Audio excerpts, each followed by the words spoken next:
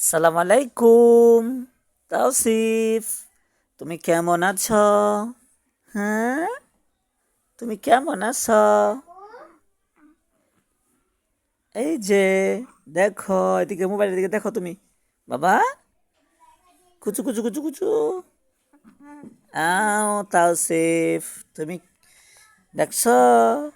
হ্যাঁ, করতেছো তুমি? কিছু বলো,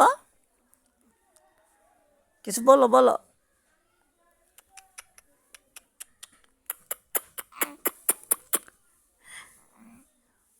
কিছু বলো বাবা।